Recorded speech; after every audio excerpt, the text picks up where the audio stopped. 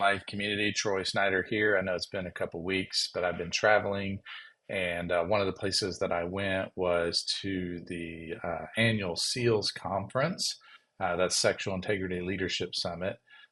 We, with another organization I work with called CSASI, partner with them to put on a conference every year, and it was fantastic. And so, one of the things I want to do is just talk a little bit about one of the panel discussions that I led with a group of friends of mine. And the panel was on the topic of rupture and repair.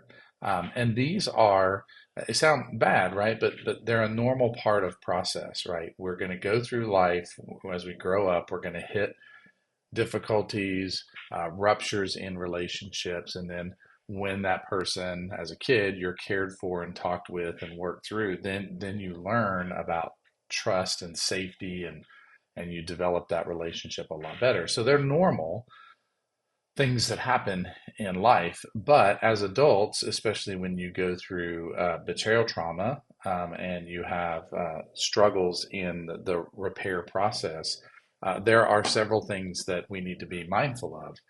Um, so what I want to do is what I started off with the panel on was, okay, let's talk about ways that the rupture repair process is done poorly, right? So just a couple.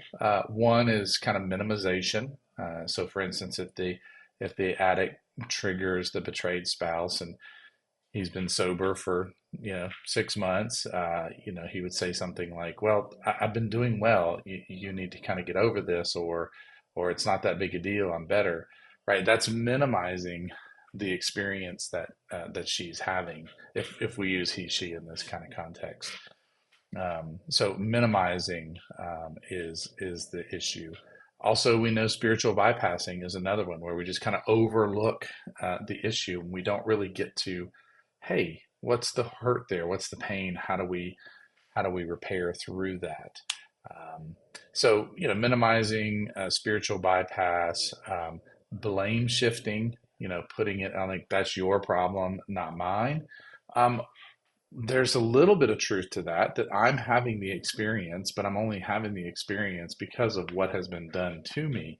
I'm not averting responsibility, but I'm still experiencing that. But you can't just say that's yours. You have to kind of walk alongside. Um, and then we can talk about ways in which people would just ignore the rupture and repair and say, well, that's happening. We'll just kind of, the rupture in a sense, we'll just kind of move past that and it'll get better tomorrow. Right. So these are some unhealthy ways that people, handle them in regards to when that rupture and repair happens. But we want to talk about a healthy way, right? And I think really a biblical way is that scripture tells us to be quick to hear and slow to speak. So when something happens that creates a rupture, say there's a trigger, say there's something that's happened in the relationship and one of the spouses feels that rupture, the other needs to recognize that and turn towards and be attentive to, that issue and acknowledge that that's really going on. Man, it's so powerful when you just acknowledge that something's going on with somebody, that there's pain there, that there's a struggle there, that there's hurt there, right? So, in order to identify with somebody, you have to listen. So, you ask the questions, create that space for you to do that. Sometimes you need to create some space. You need to acknowledge the rupture, and then there needs to be a little space for that person to kind of start to heal and work through so then we can come back and repair. Another part of rupture and repair is ownership for my responsibility. What I've done that's created this hurt. Even though it may be in the past, I can still own that and be like, I see how that still hurts and it still affects you. And forgive me, I'm sorry for that. And then the other things that you can do is just have I use the term kind of quiet dialogue where you're hearing that person, you're affirming what they're going through, and you're supporting them in their process because they didn't want to be there in the first place and they don't want to stay there. That's a misconception in rupture and repair is that this person is going to stay in this place to punish me. No, they don't want to stay there. That's a difficult place to be. And so they don't want to stay there. So when they have someone who hears them and listens and supports and encourages and walks with them through it, and with the mission in mind is that I do want to repair, but it may take a little time, that's really, really helpful.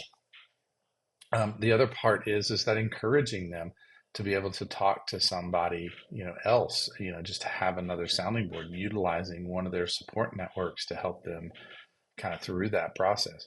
And for the person who created the rupture, right, there needs to be humility.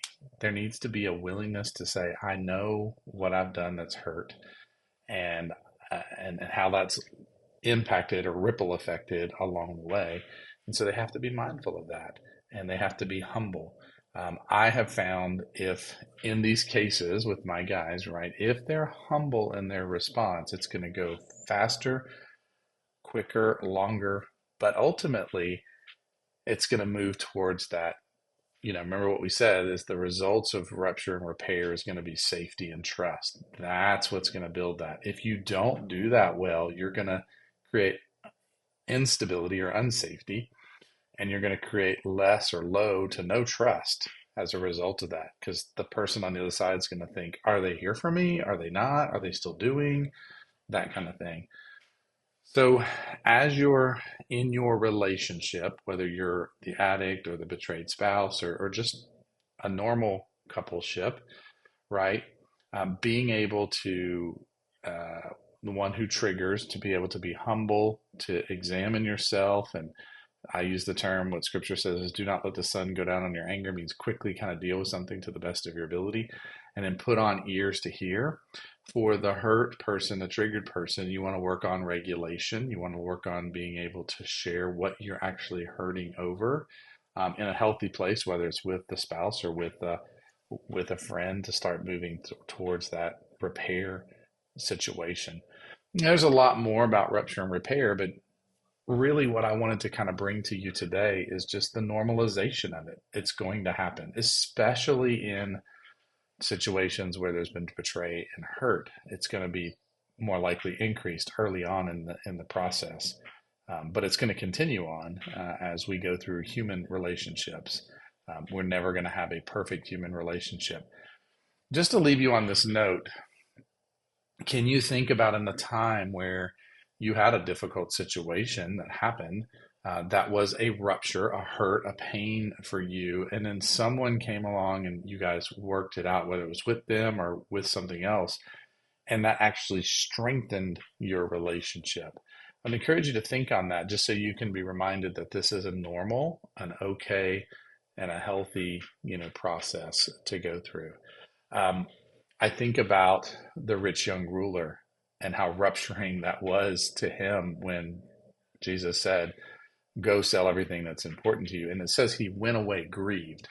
Um, that was a grieving process. That was hard, but Jesus was gracious and direct and clear with him. And then I kind of believe that there was a repair after that, because it said at the beginning of that passage that Jesus had compassion upon him and loved him. So maybe later in life, this person did have that relationship with God, but it's just an example of where that rupture happens and a repair may happen. So I hope that was helpful to you, just to think about. These are things we need to consider as we're doing the repair process. Have a great day.